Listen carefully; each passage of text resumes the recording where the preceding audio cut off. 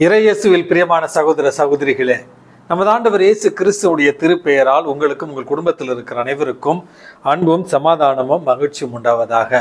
அன்புமிக்கவர்களே, ஜனவரி மாதம் 11ஆம் தேதி புனிதர்களுடைய பகுதியில் புனித தியோடோசியுஸ் என்பவருடைய நினைவு நாளை தான் கொண்டாடுகிறோம். இந்த புனிதரானவர் திருச்சபையினுடைய வரலாற்றில் 6வது நூற்றாண்டில் வாழ்ந்த ஒரு புனிதர். இப்பொழுது இருக்கிற துருக்கி நாட்டில் பிறந்தவர் தான் இந்த தியோடோசியுஸ். மிக பணக்கார ஒரு குடும்பத்தில் செல்வ செழிப்பில் பிறந்து வளர்ந்தவர் தான் இந்த தியோடோசியுஸ். ஒரு நாள் தேவாலயத்தில் மறைவுரை நடந்து கொண்டிருந்த நேரத்தில் இவர் உள்ளே செல்கிறார். மறைவுரை இவருக்கான ஒரு மறைவுரையாக இருக்கிறது. நீ நிலை வாழ்வை பெற வேண்டும் என்றால் உன் உடைமைகளை எல்லாம் விற்று ஏழையருக்கு கொடுத்து பிறகு திரும்பி வந்து என்னை பின் செல் என்கிற இயேசு கிறிஸ்துவனுடைய அந்த இளைஞருக்கு சொல்லப்பட்ட அறிவுரை இவருக்கு சொல்லப்பட்டதை போல உணர்ந்து வீட்டிற்கு சென்று தன்னிடம் இருந்த செல்வத்தை விற்று ஏழையருக்கு கொடுத்து விட்டு துறவியாக இவர் பாலைவனத்தில் வாழ்ந்தார் என்றும் பல துறவுமிடங்களை ஏற்படுத்தினார் என்றும் இவருடைய வாழ்க்கையில நம்ம பார்க்கிறோம். இவருடைய ஏழ்மையான வாழ்வையும் கடுமையான தவ முயற்சிகளையும் பார்த்த பல இளைஞர்கள் இவரை பின்பற்றினார்கள் என்றும் இவருடைய வாழ்க்கையில நம்ம பார்க்கிறோம்.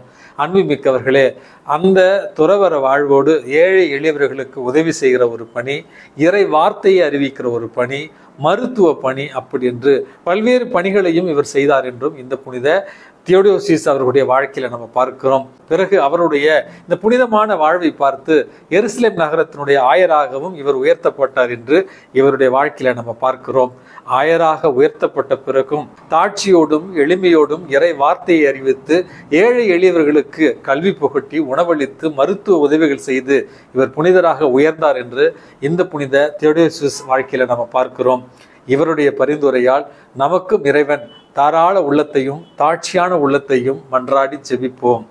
அன்புமிக்கவர்களே, இன்றைக்கு நமக்கு கொடுக்கப்பட்டிருக்கிற நற்செய்தி வாசகத்துல திருமுழுக்கு யோவான் இடத்துல அவருடைய சீடர்கள் ஒரு சிலர் சென்று இயேசு இவரிடம் திருமுழுக்கு பெற்று இப்பொழுது அவர் தனியாக திருமுழுக்கு கொடுக்கிறார், அவர் போதிக்கிறார், நிறைய பேர் அவரிடத்துல செல்லுகிறார்கள் என்று திருமுழுக்கு யோவான் இடத்துல இயேசுவை பற்றி குறை கூறுவது போல திருமுழுக்கு யோவான் இடத்துல பேசுகிறார்கள். அன்புமிக்கவர்களை, இந்த இடத்துல திருமுழுக்கு யோவான் தாட்சியின் ஒரு முன் மாதிரியாகவும் அதே நேரத்துல சீடத்துவத்தின் ஒரு உண்மையான மாதிரிகையாகவும் நமக்கு இன்றைக்கு வெளிப்படுத்தப்படுகிறார். மிக தெளிவாக இன்றைக்கு தன்னுடைய சீடர்களிடத்துல திருமுழுக்கு யோவான் சொல்லுகிறார், அவருடைய செல்வாக்கு பெருக வேண்டும், என்னுடைய செல்வாக்கு குறைய வேண்டும் அப்படி என்று மிக தெளிவாக நான் ஒரு மணமகனுடைய தோழரை அன்றி நான் மணமகன் அல்ல, அவருக்கான வழிகளை ஆயத்தப்படுத்த மட்டும்தான் நான் வந்தேன், ஆகவே நான் மெஸ்ஸியா அல்ல என்பதை மிக தெளிவாக இன்றைக்கு தன்னுடைய சீடர்களுக்கு வெளிப்படுத்துகிறார். இந்த ஒரு நற்செய்தியானது நமக்கு தாட்சி என்கிற ஒரு ஆழமான புண்ணியத்தை பற்றியும் அதே நேரத்தில் சீடத்துவத்தின் உண்மையான நிலையை பற்றி நமக்கு எடுத்து கூறுகிறது. அன்புமிக்கவர்களே, கலையில அல்லது புகைப்படங்களில் த பிரேயிங் ஹேண்ட்ஸ் என்று சொல்லப்படுகிற ஜெபிக்கும் கரங்களை பற்றி நீங்க கேள்விப்பட்டிருப்பீர்கள். அதாவது கூகுளில் அல்லது எந்த இடத்துக்கு போனாலும் ஜெபத்தை பற்றி நமக்கு சொல்லணும்னா இரு கரங்கள் சேர்ந்து இருக்கிற மாதிரியான ஒரு படத்தை காண்பிப்பார்கள் அல்லது ஒரு படத்தை தான் எப்பவுமே போடுவார்கள்.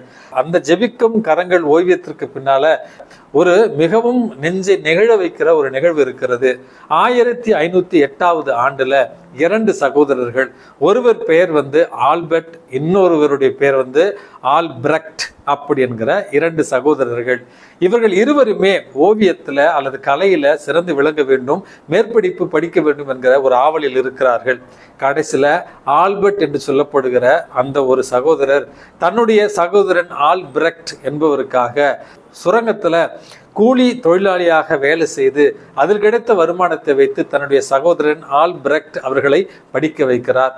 பிறகு ஓவியத்திலும் கலையிலும் கற்று தேர்ந்து விளங்கிய ஆல்பிரக்ட் ஒரு பணக்கார குடும்பத்திற்காக ஒரு ஓவியத்தை வரைந்த நேரத்தில் தன்னுடைய அன்பு சகோதரனுடைய அந்த நொறுக்கப்பட்ட உடைந்த கரங்களை ஓவியமாக வரைந்து இந்த ஜெபிக்கும் கரங்களுடைய புகைப்படம் என்பது ஜெபத்தின் வல்லமையை வெளிப்படுத்துகிற ஒரு ஓவியமாகவும் அதே நேரத்தில் உண்மையான தியாகத்தின் அன்பை வெளிப்படுத்துகிற ஒரு ஓவியமாகவும் தாட்சியை வெளிப்படுத்துகிற ஒரு ஓவியமாகவும் தான் இந்த ஜெபிக்கும் கரங்கள் ஓவியம் வரையப்பட்டது. அன்புமிக்கவர்களே, இன்றைக்கு திருமுழுக்கு யோவான் இயேசு கிறிஸ்துவை பார்த்து அவருடைய செல்வாக்கு பெருக வேண்டும், என்னுடைய செல்வாக்கு குறைய வேண்டும், அவரே உலகின் பாவங்களை போக்க வந்த செம்மறி, அவரே மெசியா என்று இயேசுவை பற்றி உயர்த்தியும் தன்னை தாழ்த்தியும் பேசுகிற இந்த அழகான வசனங்கள் நம்முடைய வாழ்க்கையில தாட்சி என்கிற புண்ணியத்தை நம்முடைய வாழ்வில் வளர்க்க அழைப்பு விடுக்கின்றன. விளம்பர உலகமாகிய இந்த உலகத்துல தன்னை பற்றி தம்மட்டம் அடித்து தம்மை பற்றி விளம்பரப்படுத்திக் கொள்ள தூண்டுகிற இந்த வியாபார உலகத்துல எல்லா சூழல்களிலும் வார்த்தையிலும் சரி அல்லது நம்முடைய வாழ்விலும் சரி மற்றவர்களை பற்றி புகழ்ந்து பேசுவதில் தாராள உள்ளத்தோடு இருக்க வேண்டிய ஒரு வரத்திற்காக இறைவனிடத்துல மன்றாடி ஜெபிப்போம். தாட்சி என்கிற ஒரு புண்ணியத்தோடு இறைவனுடைய கரம் பிடித்து நடப்போம். எல்லாம் வல்ல இறைவன் தந்தை, மகன், தூய ஆவி உங்களையும் உங்கள் குடும்பத்தில் இருக்கிற அனைவரையும் நிறைவாக ஆசீர்வதித்து பாதுகாத்து வழி நடத்துவாராக. ஆமென்.